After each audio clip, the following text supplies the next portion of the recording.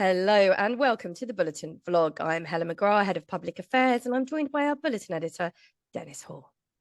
Hello, everyone. Now then, obligatory comment on the scorching weather. Wow, it's been hot. Now that I've got that out of the way, we can turn our attention to serious matters. Dennis, Thurrock, Woking, and now Birmingham. Yes, Helen, indeed, very much Birmingham. The big news this week largely concerns Birmingham. Birmingham City Council has issued a Section 114 notice after finding that it cannot meet its financial liabilities resulting from equal pay claims of around £760 million. The council, which is the largest local authority in Europe, will now stop all non-essential spending and formally request financial assistance from the government. Birmingham is also contending with an in-year financial gap in the region of £87 million. Now, some updates. Helen, you'll recall my report in last week's podcast about that data breach and the Electoral Commission. Well, the Electoral Commission has now confirmed that it failed a basic cybersecurity test around the same time that hackers gained entry to the organisation. This latest revelation will only serve to worsen the confidence around how the Commission handled all of this. A whistleblower told the BBC that the Commission was given an automatic fail during a Cyber Essentials audit. Turning now to the asylum case concerning Kent and the Home Office.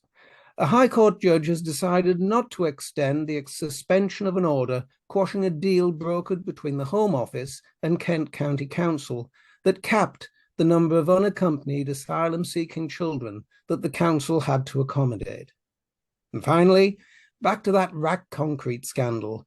There's a report just come out that an educational trust has already been fined after 15 school children and their teacher were injured when their classroom ceiling collapsed during a lesson.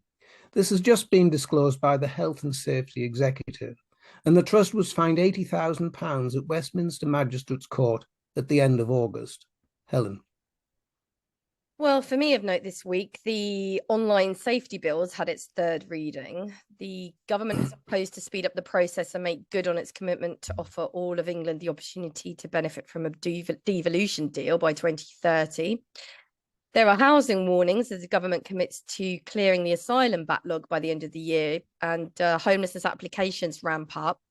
The Guardian reports that England's special education needs crisis is out of control amid record complaints, with analysis showing the number of cases upheld has soared by 60%, with some children left without a school placement for over a year.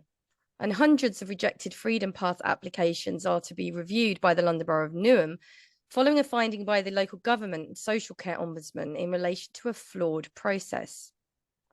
In LLG news, the board is set to meet on the 30th of September, and if you have anything you wish to raise, please do let us know. In events, we have our next Procurement National Lead meeting on the 14th of September and our Employment National Lead meeting on the 21st, so take a look at the events page for more information. In training, we continue with a varied programme and currently have 2 conferences available with free admission for Membership Plus members on planning and housing. And we also have our governance conference on the 10th of November in Sheffield, or online for those who cannot travel.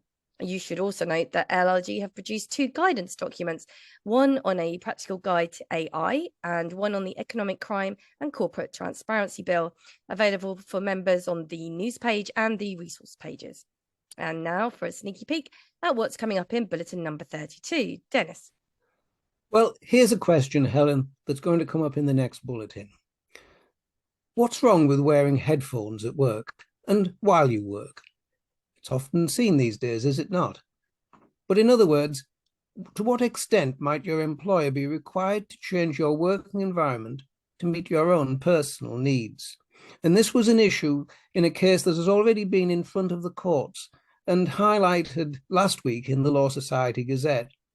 In June 2021, Misbah Hanif, a former employee at the DWP in Stockton-on-Tees, won a discrimination claim after her manager told her that she could not listen to songs through headphones while she was in the office.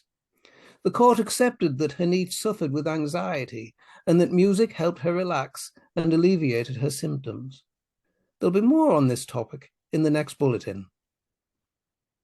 Indeed. And for more detailed coverage of the bulletin entries, don't forget to listen to the Grapevine podcast. So it's goodbye from me. And from me too.